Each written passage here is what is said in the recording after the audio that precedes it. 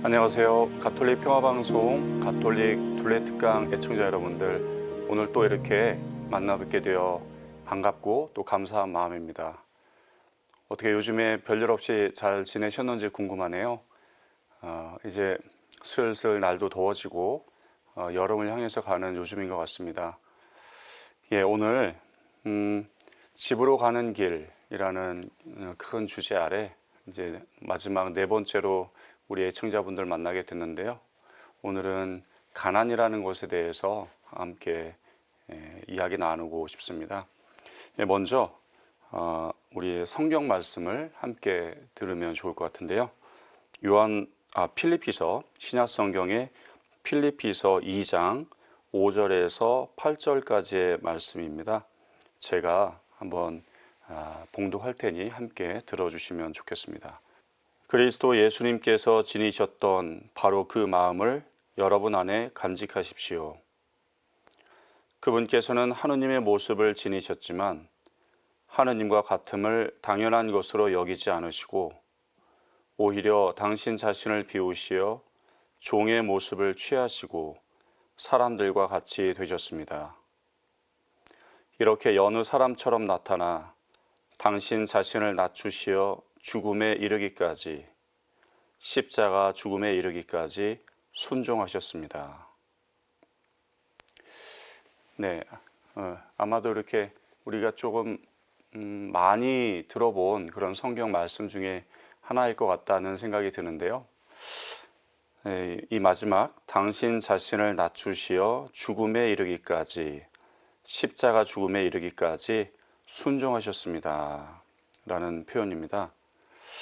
또 바로 7절에는 오히려 당신 자신을 비우시어, 비우시다, 또 낮추시다, 이런 표현이 굉장히 인상적이고 또 특징적이고 또 제일 중요한 그런 내용이라고 할 수 있는데요. 이것은 이제 보통 이제 신학자들이 케노시스라는 표현으로 많이 설명을 합니다. 이 케노시스는 자기 비움, 이런 뜻 정도가 되는데요. 방금 우리가 들었던 말씀처럼 오히려 당신 자신을 비우시어 종의 모습을 취하시고 또 당신 자신을 낮추시어 죽음에 이르기까지, 이러한 내용을 담고 있는 그런 표현이라고 할 수 있습니다. 이제 말씀드린 것처럼 저는 수도회 소속의 신부이고요. 또 현재 하고 있는 일은 이렇게 작은 식당을 이렇게 만들어서 운영하는 것으로 시작해서 지금은 이제 청년들과 함께 다양한 프로그램들 또 활동들을 이렇게 하고 있습니다. 저희 식당은 또 이렇게 메뉴가 김치찌개 한 가지 밖에 없고 가격도 이제 3,000원이라고 하는 비교적 굉장히 저렴한 가격으로 손님들을 맞이하고 있는데, 우리 청년들이 부담 없이 와서 좀 식사했으면 좋겠다 하는 그런 바람으로 저희 수도회에서 이렇게 만들고 운영하고 있는 그런 식당입니다. 저는 이제 그 식당을 운영하면서 이게 시간이 지나다 보니까 청년들을 만나기 위해서 청년들과 함께하는 다양한 문화 프로그램들을 운영하게 되었거든요. 그래서 청년들과 함께 그 스페인에 있는 산티아고까지 걸어가는 까미노 데 산티아고라고 하는 그 순례길을 걷기도 했고요. 또 청년들이 이 어르신들의 삶의 이야기를 듣고 그분들에게 그림책 자서전을 만들어 드리는 그런 프로그램도 이제 하고 있습니다. 이제 우리 청년 세대와 우리 어르신 세대, 그러니까 할아버지 할머니들 어르신 세대가 서로의 이야기를 듣고 또 이야기를 나누고 이렇게 소통할 수 있으면 좋겠다, 그런 마음에서 시작했습니다. 우리가 서로 소통하지 않으면 오해하잖아요. 상대방의 내심의 상황들, 처지들을 우리가 잘 알지 못하면 그저 보이는 것으로만 이렇게 판단하게 되고 그것으로 인해서 또 뭐 선입견 혹은 편견 같은 걸 갖기도 하니까요. 그리고 이제 뭐 다들 아시지만 우리 온 세상이 환경이 참 큰 문제, 큰 어려움을 갖고 있다고 알고 계시죠? 흔히는 뭐 기후 위기다 이런 표현을 쓰는데, 그래서 우리 환경의 문제, 또 기후에 대한 문제에 대해서 우리 청년들이 조금은 더 관심을 갖고 알아봤으면 좋겠다. 왜냐하면 결국 미래는 청년들이 주인공이니까요. 그래서 청년들과 함께 환경에 관심을 갖고 소소하지만 이렇게 뭐 한 달에 한 번씩 만나서 뭐 쓰레기를 줍는다든지 환경에 관한 그런 어떤 다큐멘터리나 영화를 본다든지 아니면 뭐 어떤 강사들을 초빙해서 환경에 대한 이야기를 듣는다든지 하는 그런 활동들을 하는 환경 서포터즈를 또 운영하기도 하고요. 그리고 작년부터는 아프리카에 짐바브웨라는 나라가 있습니다. 아프리카 남부에 위치한 나라 중에 하나인데 그 짐바브웨라는 나라에 작년에는 이제 청년들과 함께 다녀왔고 올해도 지난 4월에 저희 직원들이 과 함께 열흘 동안 이렇게 다녀왔습니다. 그 짐바브웨라고 하는 나라는 아프리카 남부 내륙에 위치해 있는데요. 어떤 것으로 설명을 드리면 좀 잘 이렇게 아실까 생각해 보니까 그 나라에는 빅토리아 폭포라고 하는 큰 폭포가 있습니다. 흔히는 세계 3대 폭포라고 불리는데요. 미국과 캐나다의 국경에 있는 나이아가라 폭포, 그리고 남아메리카에 위치해 있는 이구아수죠. 폭포. 그리고 바로 이 뭐 짐바브웨뿐만 아니라 짐바브웨 옆에 잠비아, 그다음에 보츠와나죠. 예. 이 세 나라에 또 접해 있는 빅토리아 폭포라고 하는 세계 3대 폭포, 큰 폭포인데요. 그게 워낙 유명하니까 이제 거기를 또 보기 위해서 많은 분들이 짐바브웨에 가시기도 하더라고요. 아무튼 그 짐바브웨에는 저와 같은 수도에 소속된, 즉 글라레 선교수도회에 소속된 신부님들이 또 선교 활동을 하고 있습니다. 사실 저희 수도에는 전 세계 73개국에 진출해 있어서 73개국에서 저희 글라레 뭐 선교사들이라고 저희는 표현하는데 이렇게 활동을 하고 있고 짐바브웨도 그런 나라 중에 한 곳입니다. 그렇기 때문에 사실 뭐 짐바브웨에 대해서 제가 그 전부터 잘 알았던 것은 아니고요. 우리 수도회 소속의 한국 신부님 한 분이 몇 년 전에 그곳에서 선교사로 활동을 했기 때문에 저도 이 짐바브웨라는 나라에 대해서 알 수가 있었습니다. 안타깝게도 이 신부님은 건강이 이제 좋지 않아서 4년여 동안 그곳에서 선교 활동을 하셨는데 한국으로 본국으로 귀국을 할 수밖에 없었습니다. 본인도 굉장히 안타까워하면서 이렇게 돌아올 수밖에 없었죠. 그래서 저는 그 신부님을 통해서 짐바브웨라고 하는 나라, 또 그 신부님이 주로 활동했던 지역에 대해서 이야기를 들을 수가 있었습니다. 짐바브웨는 하라레라고 하는 도시가 수도입니다. 그 수도에서 대략 한 250여 킬로 혹은 300킬로 정도 떨어진 곳에 있는 좀바라고 하는 시골이죠. 지역에서 저희 신부님들이 선교 활동을 하고 있는데 지금도 그곳에는 그 짐바브웨 현지 출신의 신부님들과 또 스페인 출신의 신부님 뭐 이러한 분들이 함께 선교 활동을 하고 계십니다. 이제 짐바브웨는 이제 짐바브웨 인구의 한 80% 정도를 차지하는 부족이 있어요. 그 쇼나 부족이라고 하는데요. 그래서 그분들이 쓰는 언어를 쇼나어라고 합니다. 그래서 이 쇼나족들이 그 나라의 대부분을 대부분의 인구를 차지하면서 또 대부분의 지역에서 살고 있는데요. 뭐 도시에서는 조금 형편이 좀 낮지만 우리 신부님들이 활동했던 그 소위 시골이라고 할까요? 그 지역에 계신 분들은 그분들의 주식은 이제 쌀자라고 하는 즉 옥수수 가루로 만든 음식입니다. 옥수수를 밀가루처럼 이렇게 하얗게 가루를 만든 것인데 그거를 이제 식사할 때마다 냄비에 물과 함께 넣어서 끓입니다. 이렇게 저으면서 이제 한동안 끓이면 이제 그것이 이렇게 떡보다는 좀 연한 그런 정도가 되거든요. 그러면 그분들은 그거를 이제 접시에 덜어서 이렇게 떠서 이렇게 이제 사실은 이제 손으로 이렇게 뭐 뜯는다고 할까요? 집는다고 할까요? 이렇게 해서 이제 주로 식사를 하시는데 그나마도 그것을 하루에 2끼 밖에 드시지 못한다고 합니다. 그러니까 그나마도 그 옥수수가 넉넉하지 않기 때문에 그렇게밖에 드시지 못하는 것이죠. 참 그 이야기를 듣고 사실 먹는 거 좋아하는 저로서는 좀 마음이 많이 아프고 또 무겁기도 하고 찔리기도 하고 지금도 제가 제일 잘 못하는 게 이게 음식 절제하는 거거든요.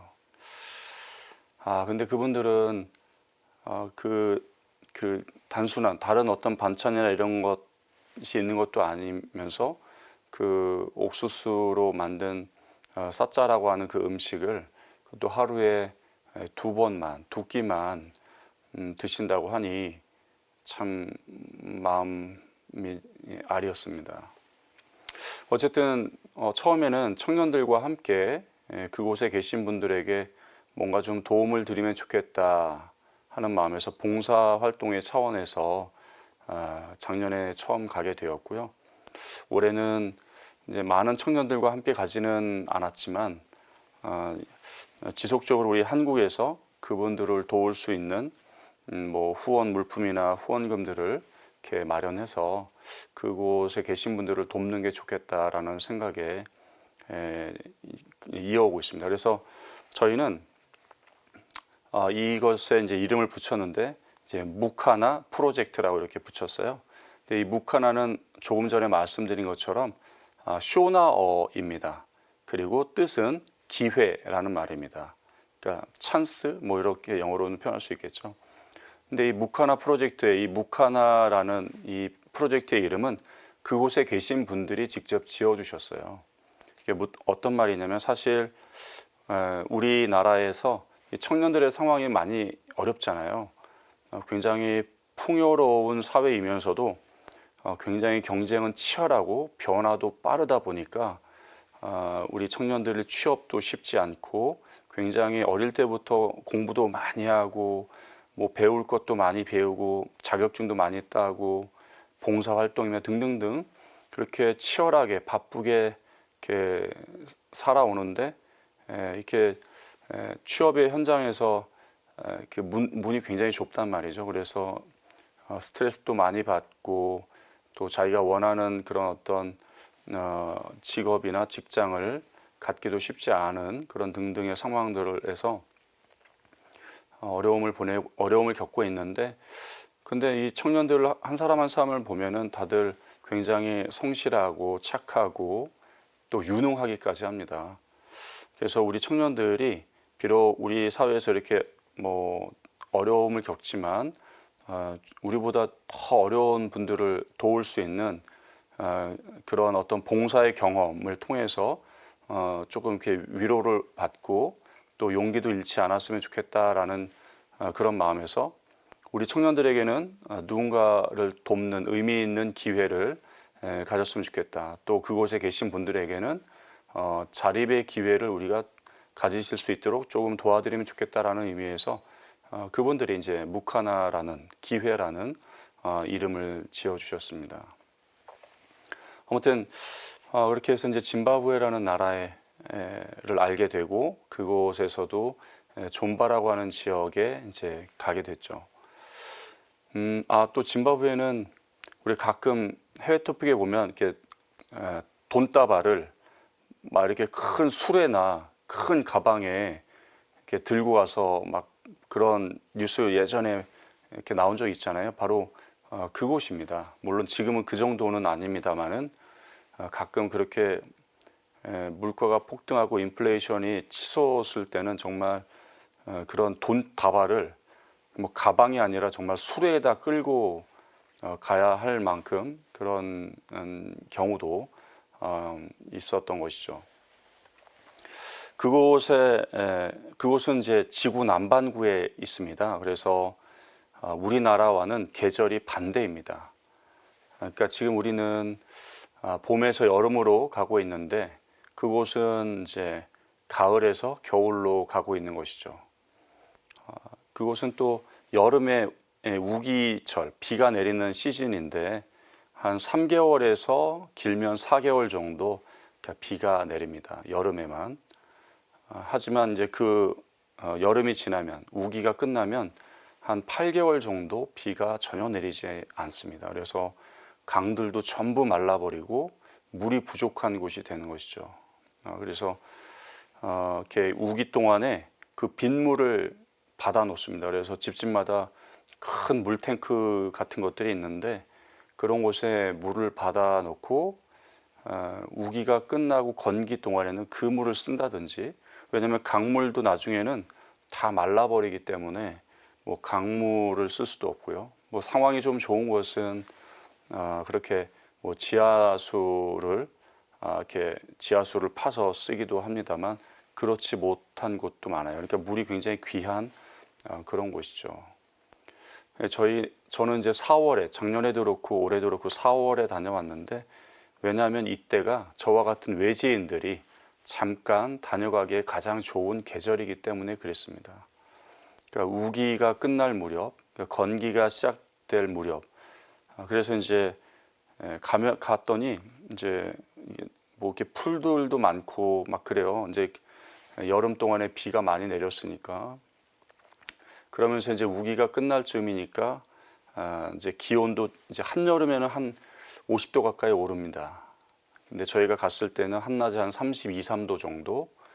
예, 그러니까 그 32, 3도도 뭐 시원한 것은 아니지만 한여름에 계속 비가 내리는 습한 날씨에 50도까지 오르는 것을 상상해 보면 굉장히 쾌적한 날이라고까지 할 수 있는 것이죠.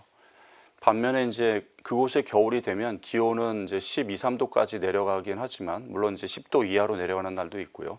영하로까지는 내려가지 않습니다만, 어쨌든 난방이라는 개념이 없기 때문에 우리 경험하시잖아요. 뭐 봄이나 가을에 난방하지 않으면 날씨가 뭐 12, 3도라고 해도 굉장히 춥잖아요. 또 실내도 마찬가지고. 그렇게 그분들은 또 겨울을 보내야 하는 것이죠. 그냥 내가 입은 옷과 뭐 모포라고 할까요? 그런 것들을 몸에 두르고 뭐 그런 식으로 겨울을 보내기도 하고, 어쨌든 참 이렇게 열악한 그런 곳입니다.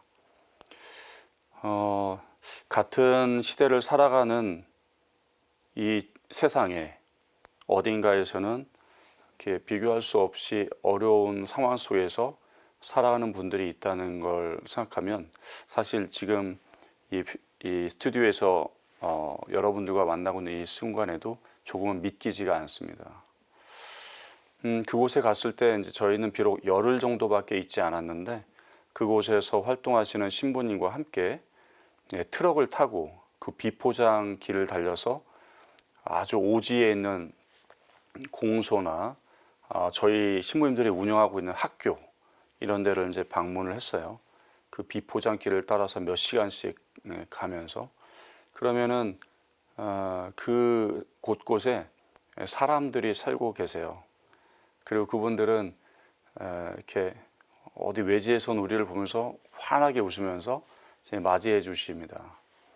무슨 말만 하면 잘 웃으세요. 그냥 치아가 하얗게 드러나도록 만면에 그냥 우리 웃음꽃이 핀다 이런 표현도 쓰는데, 만면에 가득하게 웃음을 지으시면서 이렇게 이야기하고 또 우리를 맞아주세요.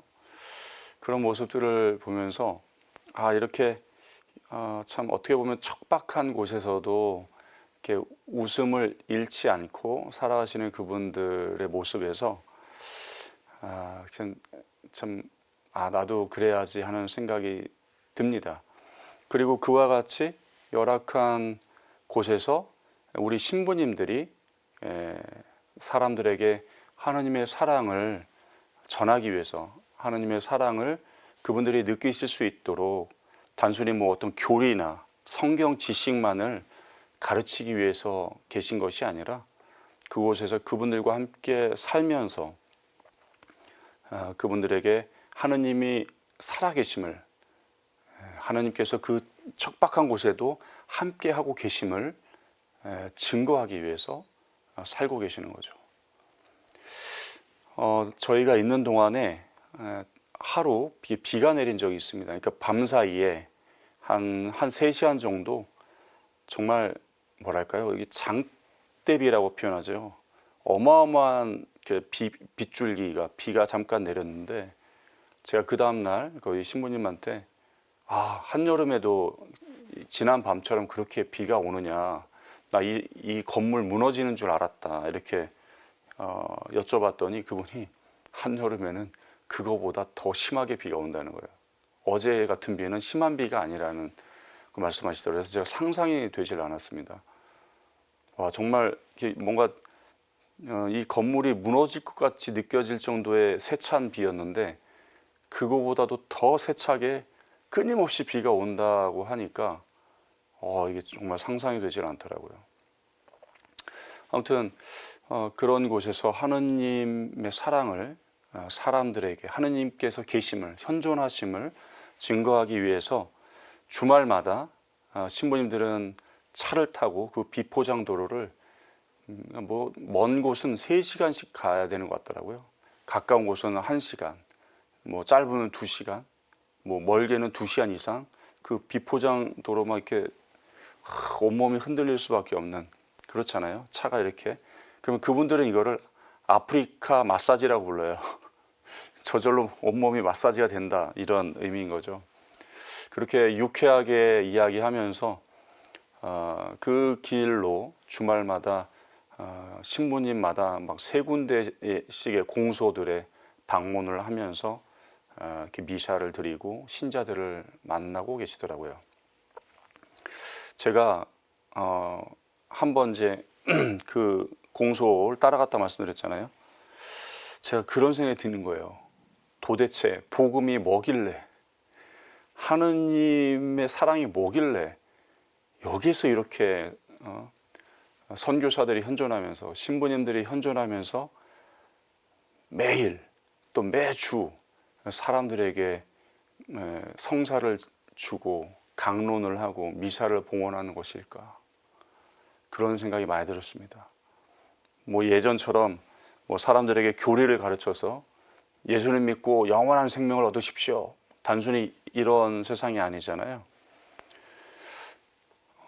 만일 태어나서 죽을 때까지 그곳에서만 사시는 분들은 정말 하루에 평균 2끼 정도의 옥수수로 만든 쌀짜라는 음식을 먹고 살다가 또 세상을 떠나시는 거예요. 그거를 생각하면 좀 마음 한켠이 먹먹하다 못해 불편하기까지 하더라고요. 그런데도 그분들은 정말 하루하루 최선을 다해서 살고 계시고 또 자기에게 주어진 삶을 거부하거나 외면하지 않습니다.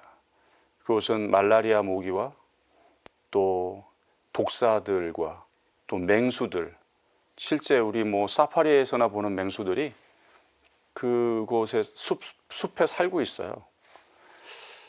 그리고 전갈도 저희도 직접 있을 때 봤습니다만 전갈이 집안 바닥을, 방 안을 돌아다닙니다.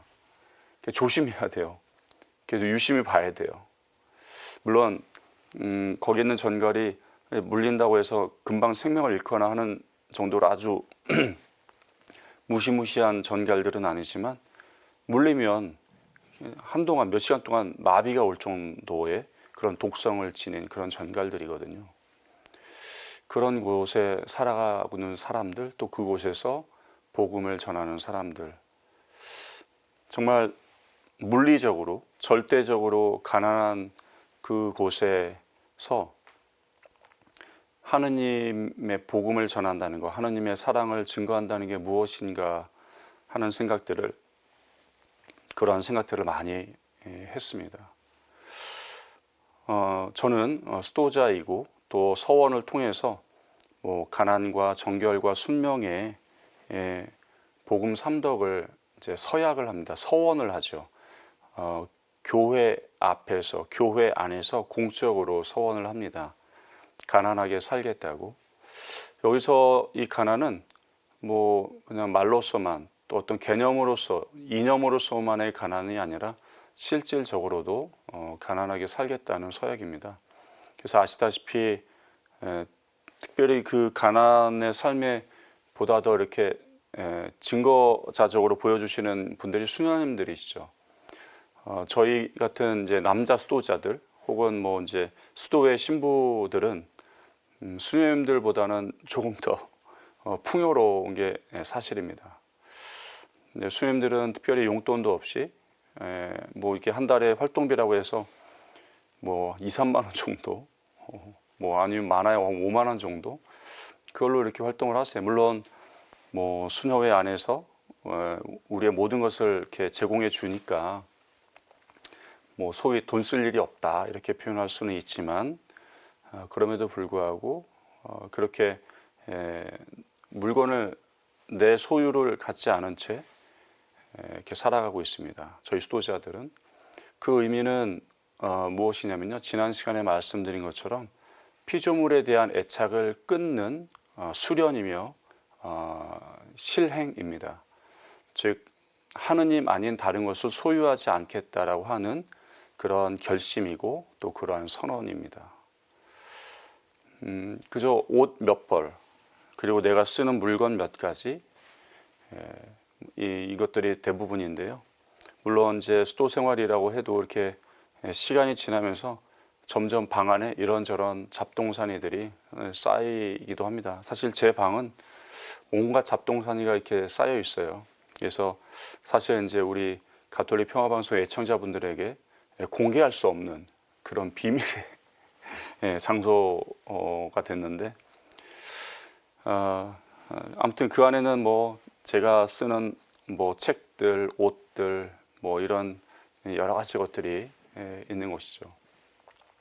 그러나 우리는 그런 것들에 무엇보다도 중요한 것은 마음을 뺏기지 않고 애착하지 않고 하느님만을 나의 소유로 삼으려는 그런 결심, 또 그러한 실제적인 삶입니다. 수도 생활 제가 벌써 한 26년, 7년째인데요. 물론 저보다 더 오랫동안 수도 생활 하신 분들 많이 계시죠. 근데 지난 이렇게 20여 년이 넘는 시간을 수도 생활을 하면서 처음에 제가 수도에 들어갔을 때는 정말 제가 입는 옷 몇 벌 가지고 들어갔거든요. 그리고 그 외 모든 것들을 수도에서 이제 제공해 주었습니다. 잠자리부터 생필품까지, 숙식은 또 마찬가지죠.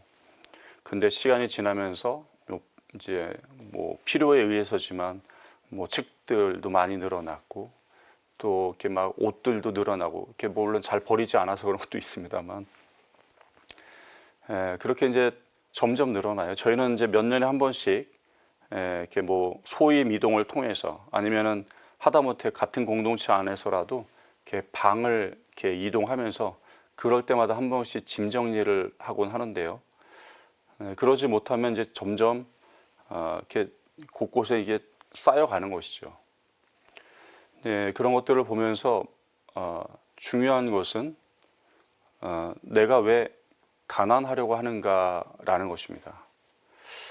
제가 이 짐바브웨라고 하는 그런 곳을 다녀오게 되면서 절대적으로 모든 것이 부족하고 열악한 곳을 보면서 가난한 삶, 하느님만으로 만족하고 하느님만을 소유하는 삶을 살겠다라고 이렇게 결심했던 저의 모습을 돌아보게 됩니다. 예수님께서는 우리가 이 시간 시작하면서 함께 들었던 것처럼 필립피서의 말씀처럼 하느님과 같은 분이셨지만 자신을 비우시고 종의 모습, 사람의 모습을 취하셨다라고 했습니다. 그리고 심지어는 자신을 인간이 되신 것으로만 또 그친 것이 아니라 더 낮추셔서 죽기까지, 정말 십자가상에서의 죽음이라고 하는, 사실 그것은 굉장히 비참한 모습이거든요. 결코 낭만적인 모습이 아닙니다. 십자가의 죽음에 이르기까지 자신을 비우셨을 뿐만 아니라 낮추시기까지 했던 그 모습, 무엇을 위해서 그랬던가? 그것은 무엇보다도 하느님을 사랑하는 일이, 그래서 하느님께 순명하는 일이 귀하고 소중하다는 것을 보여주신 것입니다. 어느덧 제가 20 몇 년간의 이런 수도 생활, 또 이제 신학교에서 공부해서 또 사제로 서품을 받고 또 사제로 또 20년 가까이를 이렇게 살고 있는데, 그러면서 이제 좀 뭐라도 된 것처럼, 이제는 좀 뭐라도 아는 것처럼 막 그렇게 이제 행세를 한단 말이죠. 그래서 특히 다른 사람들을 막 판단하기도 하고, 뭐 속으로 뭐 이렇게 판단해서 정죄하기도 하죠. 저거 틀렸어, 잘못했어. 근데 주로 누구에 대해서 그러냐면요, 함께 살고 있는 저희 신부님들에 대해서 그렇습니다. 사실 저랑 무관한 뭐 잘 모르는 어떤 분들에 대해서 그러기보다는 제가 잘 안다고 느끼는, 또 잘 안다고 생각하는 저와 함께 살아가는 우리의 동료 신부님들에 대해서 미주알 고주알, 뭐 잘했니 못했니, 잘 사니 못 사니, 뭐 이런 판단들을, 그런 생각들을 하게 되는 것이죠. 예수님께서 남의 눈에 티끌 빼기 전에 네 눈에 들보부터 보라고 이렇게 하셨는데, 어느덧 제 눈에 들보가 가득한데도 그러한 것들은 이제 미처 생각하지 못하고, 거울에 비춰서 내 눈에 들보가 가득하다는 것을 보면서 그거를 깨닫고 잊지 말아야 하는데, 그냥 형제들의 눈 속에 있는 티끌 보면서 이렇게 비난하고 판단하고 그런 시간들이 많아진 것이죠. 그런 것들, 그리고 그런 것들이 더해져서 이렇게 살다 보면 누군가를 미워하게 되죠. 큰 미움을, 사실 제가 올 봄에, 올 초에 이제 봄이 될 무렵에 마음 안에 큰 미움이 있었어요. 누군가를 향해서 뭐 이제 그 대상이 이렇게 여러 명인데, 굉장히 원망하고 또 미워하면서, 또 어떤 사람에 대해서는 이렇게 복수하고 싶은, 이게 분하고 미운 만큼 복수하고 싶은 그런 마음들이 있었단 말이죠. 그런데 그러한 미움과 마음들이 이번 봄에 저에게 있었던 일련의 과정들, 우리 둘레 특강에서도 제가 함께 나눔을 했습니다만, 뭐 성지순례도 다녀오고, 그러면서 베네딕토 성인이나 프란치스코 성인의 발자취, 그분들의 흔적, 그분들이 생활하셨던 곳에 직접 가서 보고, 또 짐바브웨라는 곳에 또 다녀오고, 그런 과정에서 그러한 미움과 원망, 그리고 또 분노가 사라졌습니다. 오히려 저의 삶을 돌아보는 그런 시간, 정말 은혜로운, 진짜 뭐 그 빈말이 아니라, 그냥 흔히 하는 말이 아니라 정말 은총의 시간이었죠, 저에게는. 그래서 내가 무엇이나 된 것처럼, 예수님처럼 나를 비우고 낮춰야 함에도, 비우고 낮춰서 하느님으로 채워야 하는 그 자리에, 사랑으로 채워야 하는 그 자리에, 나의 지식, 나의 판단, 또 다른 사람들을 향한 비난과 원망, 미움, 분노, 이런 것들을 그득그득 채우고 있었다는 것을 알게 되었습니다. 이러한 것들을 내려놓고 뭐 피조물에 대한 애착만이 아니라 사실은 그렇게 쓸데없이 내 눈을 가리고 내 귀를 막아서는 그러한 감정들, 그런 것들도 이제 내려놔야 함을, 그런 것들이 더 이상 쌓이지 않게 계속 비워내고 털어내야 함을 크게 느끼고 깨우쳤던 것이죠. 놀랍게도 정말 이 복수하고 싶은 마음은 왜 생기나요? 이렇게 나만 당하고 있지 않겠다, 뭐 이런 마음 아닐까요? 너도 한번 당해봐라. 이렇게 뭐 나만 당하면 내가 뭔가 이렇게 패배한 것 같고 진 것 같고 그런 마음인데, 그러한 것이 아니라 똑같이 되돌려주고, 사실은 뭐 똑같이 되돌려주고 싶지 않죠. 우리 한 대 맞으면 사실은 나도 한 대만 때려야지 하지 않잖아요. 2대, 3대, 5대, 아니 뭐 가능하다기만 하면 뭐 10대, 20대도 막 때리고 싶죠.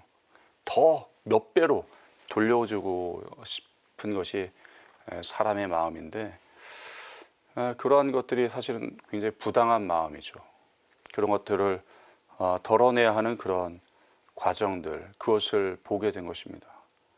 그리고 정말 뜻하지 않게 부활 대축일을 맞이한 그 다음 날 교황님께서 갑작스레 이렇게 선종하시면서 교황님께서 우리에게 보여주셨던 그 삶의 모범들을 다시금 떠올리게 되었죠. 물론 교황님께서는 지난 봄 40여일이 넘도록 폐렴으로 인해서 이렇게 병원에서 투병하셨고, 의료진과 또 전 세계 수많은 사람들의 기도 덕분에 겨우 회복하시긴 하셨지만, 아마도 워낙에 고령이셨기 때문에 그 회복이 완전한 것은 아니었던 것 같습니다. 하지만 부활절 당일에도 이제 사람들을 만나시고 그렇게 강복해 주셨던 모습을 기억하기 때문에 그 이튿날 아침에 그렇게 세상을 떠나셨다는 것은 좀 놀랍고 충격적이기까지 했습니다. 하지만 교황님께서 떠나시고 그분이 우리에게 남겨주신 것은 어떤 것이었어요? 우리 애청자분들은 어떤 걸 받으셨나요? 저의 경우에는 그분이 보여주셨던 사랑의 삶이었습니다.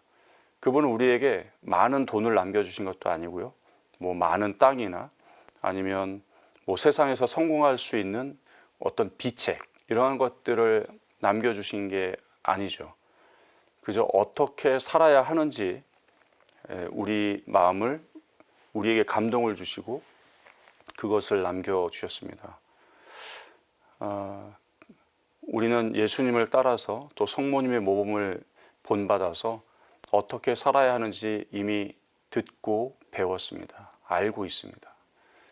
그리고 그렇게 살려고 또 노력도 하고 있죠. 물론 그게 쉽지 않다는 것도 체험합니다. 때로는 무너지고 넘어지고 주저앉고 포기하기도 합니다. 하지만 다시 우리에게 용기를 내라고, 희망을 잃지 말라고 말씀을 해 주시죠. 저는 이번 부활절을 통해서 마침내 사랑이 승리한다라는 그 자명한 사실을 다시 한번 체험하는 시간이었습니다. 예수님께서 돌아가시고 또 부활하신 것은 마침내 사랑이 승리한다는 것을 몸소 보여주신 것이죠. 예수님께서는 다른 사람들의 질투와 질시, 또 그런 모욕 속에서 극심한 고통 중에 돌아가시게 됩니다. 하지만 부활하신 후에 그분은 자신에게 모욕을 주고 고통을 안겨주었던 이들에게 복수하지 않으셨어요. 보복하지 않으셨습니다. 그것을 통해서 오히려 더 큰 승리가 무엇인지, 참된 삶의 길이 무엇인지를 보여주셨죠. 마치 당장에는 우리가 사랑하는 것이, 사랑의 길을 걷는 것이 약해 빠지고 또 별 의미가 없고 실패한 것 같이 느껴질 때도 있습니다. 내가 양보하고 희생하고 배려하는 것이 다른 사람들에게는 우습게 여겨지거나 나를 만만하게 보게 하거나 그렇게 느껴지기도 하는 때도 있어서 그런 것들을 포기하고 싶을 때도 있죠. 내가 너보다 못나지 않았다. 그래서 양보하지 않겠다. 희생하지 않겠다. 배려하지 않겠다. 라고 하는 그런 마음. 또 거기에서 더 나아가서는 너도 한번 당해봐라 라고 하는 복수하고 싶은 그런 마음. 늘 품게 되죠. 그런데 그런 것들을 우리는 예수님께서는 그러한 방식이 아니다라는 것을 우리에게 보여주십니다. 내가 계속해서 당하는 것 같지만 그래도 양보하고 희생하고 배려하라고 말씀하십니다. 어떨 때는 그것을 받아들이기 어렵고 또 이해하기 어렵고 이해가 안 될 때도 있습니다. 저도 마찬가지고요. 그런데도 예수님께서는 묵묵히 그런 상황에서 침묵하신 채 어쩌면 우리를 이렇게 가만히 바라보시는 것 같습니다. 그때 그분의 눈빛은, 그분의 시선은 어떤 눈빛일까 상상해 봅니다.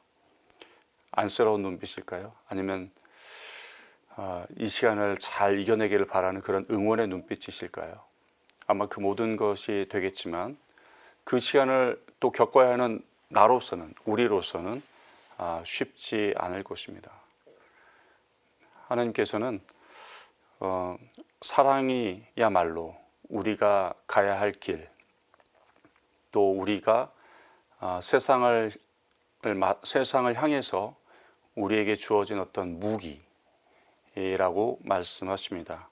우리는 사랑의 길을 걸으면서 사랑이라는 무기로 세상에 승리할 수 있습니다. 당장에는 지는 것처럼, 패배한 것처럼 보이고 느껴지기도 하지만 그렇지 않습니다. 결국은 사랑이 승리하게 되는 것이죠. 저는 올해를 맞이하고 보내면서 가난의 다른 의미들을 좀 생각해 보게 됩니다. 처음 성소를 느끼고 또 수도원에 들어오면서 또 서원을 하면서 결심하고 선언했던 그런 것들 중에 가난하게 산다는 것, 가난해진다는 것, 그것의 다양한 의미 중에 한 가지를 이렇게 또 묵상하고 체험했다고 할까요? 바로 내 안에 있는 그런 자꾸 나를 주장하려는 예수님처럼 자기를 비우고 비운 거에서 그치는 것만이 아니라 또 계속해서 낮아져야만 하는 그 사랑의 길을 걸을 것인지 주님께서는 묻고 계시고 또 우리는 그 물음에 대답을 해야 하는 것이죠. 요한복음의 말씀을 잠깐 또 듣고 싶습니다. 요한복음 6장 66절에서 68절까지인데요. 함께 들어주십시오. 이 일이 일어난 뒤로 제자들 가운데에서 많은 사람이 되돌아가고 더 이상 예수님과 함께 다니지 않았다. 그래서 예수님께서는 12 제자에게 너희도 떠나고 싶으냐 하고 물으셨다. 그러자 시몬 베드로가 예수님께 대답하였다. 주님, 저희가 누구에게 가겠습니까? 주님께는 영원한 생명의 말씀이 있습니다. 물론 이 이후에도 예수님의 말씀과 제자들의 질문들이 또 이어지는데요. 이게 어떤 대목이냐면요. 예수님께서 이제 내 몸과 내 살과 내 피를 먹고 마셔라. 이거는 생명의 빵이요, 생명의 음료다 뭐 이러시면서 영원한 생명을 주는 음식에 대한 이야기들을 하는 대목이에요. 사실 우리는 지금 뭐 이러한 대목을 뭐 당연하다는 듯이 받아들이기는 하지만 예수님 당시에 이런 이야기를 들었던 유다인들에게는 이게 이해도 되지 않고 또 말도 안 되는 어떤 궤변처럼 느껴졌을 것 같아요. 그러니까 이제 예수님을 추종하던 많은 사람들이 있고 스스로 예수님의 제자라고 자부하던 사람들도 굉장히 많았는데 그 말씀을 하신 이후에 야, 이건 정말 알아듣기 어렵다. 이거 이상한 말씀을 하시는구나 하면서 많은 사람들이 떠났다고 나와요. 그러고 나니까 예수님께서 이제 그 12제자, 당신의 몸소 뽑으셨던 12제자에게 물으셨던 거거든요.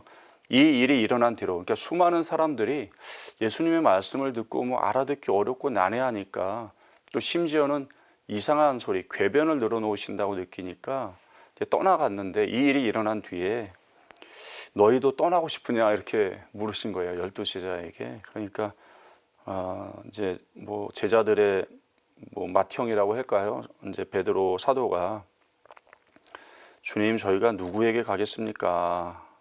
이렇게 이야기를 하는 대목인 것이죠. 예수님께서 저에게 또 우리에게 이렇게 물으시는 듯 합니다. 너희도 떠나가고 싶으냐? 나와 같이 사랑의 길을 걷는 것이 어렵고 힘들고 또 이해되지 않을 터인데 힘들 터인데 그러면 너희도 나를 떠나겠느냐? 이 사랑의 길을 나와 함께 이 사랑의 길을 걷지 않겠느냐라고 물으시는 것 같아요. 제가 품고 있던 그런 미움들 또 분노들을 참 내려놓을 수 있도록 은총을 또 자비를 베풀어 주신 주님께 다시 한번 감사드리게 돼요. 그리고 내가 이 길을 왜 걸을까? 그 척박한 곳에서 하나님의 사랑을 증거하기 위해 살아가는 우리의 선교사들, 신부님들, 또 그곳에서 꿋꿋하게 웃음을 잃지 않고 살아가는 분들, 물론 그분들에게 왜 어려움이 없고 고통이 없고 그러겠습니까? 그렇지만 하나님께서는 그곳에서도 현존하고 계시고 그곳에 있는 이들도 잊지 않으시더라고요. 여기에 살고 있는 거기에 계신 신부님들은 빗물을 드셨어요. 저는 거기에 있는 열흘 동안 생수를 사서 마셨습니다. 제가 그분들처럼 받아놓은 빗물을 마시면 저희는 견디지 못해요. 그냥 뭐 완전 배탈이 나서 실제로 저희 있는 동안에 며칠씩 이렇게 배탈이 나서 막 화장실을 들락날락 하기도 했는데 그분들은 계속 그 빗물을 먹어요.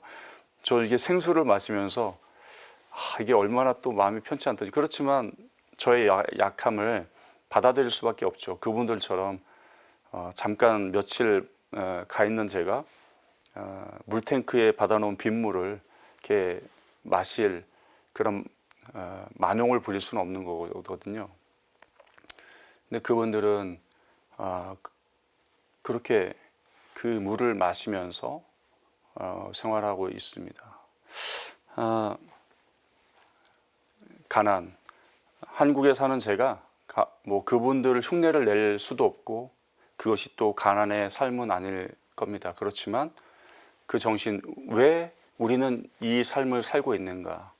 그것은 바로 하나님께서 우리에게 보여주신 사랑, 우리에게 베풀어 주신 사랑, 그리고 그분이 보여주셨던 그 삶의 길 때문이죠. 이제 우리는 다시 가난으로 돌아가야 할 것 같습니다. 무슨 말씀이냐면요, 하느님 아닌 다른 것들에 대한 그 소유, 다른 것들을 가지려고 하는 우리의 욕망들을 거슬러서 하느님만을 소유하려고 하는 그 거룩한 결심들을 했으면 좋겠습니다. 물론 우리는 살면서 이런 거 저런 거 필요합니다. 그런 것들을 뭐 다 벗어 던지자는 말씀은 아닙니다. 다만 잊지 말아야 할 것, 바로 하느님을 더 뜨겁게 사랑하고 하느님만을 더 추구하려고 하는 이 사랑의 길을 걸음에 있어서 포기하지 않고자 하는 이 마음이라고 말씀드리고 싶습니다. 다른 모든 것들을 내어 던지고 하느님으로 만족하고 하느님으로 행복하고자 하는 우리의 마음을 다시금 되새겼으면 좋겠습니다. 이 둘레특강, 이 둘레길을 걸으시는 우리 모든 애청자 여러분들께서 이 길을 걷는 동안 행복하고 즐거우셨으면 좋겠습니다. 비록 우리에게 어떠한 고통이 있더라도 미소를 잃지 않을 수 있는 마음, 또 화나고 상처받는 상황에서도 사랑하기를 멈추지 않는 마음, 그런 마음을 주님께서 주시고 우리를 지켜주시기를 청하면서 함께 기도드리겠습니다. 하느님 아버지를 향한 그 집으로 돌아가는 이 길, 저도 여러분들과 함께 꿋꿋하게 걸어 나가겠습니다. 우리 애청자 여러분들께서도 좌절하지 말고 또 포기하지 말고 함께 이 사랑의 길을 걸으시기를 부탁드리겠습니다. 감사합니다.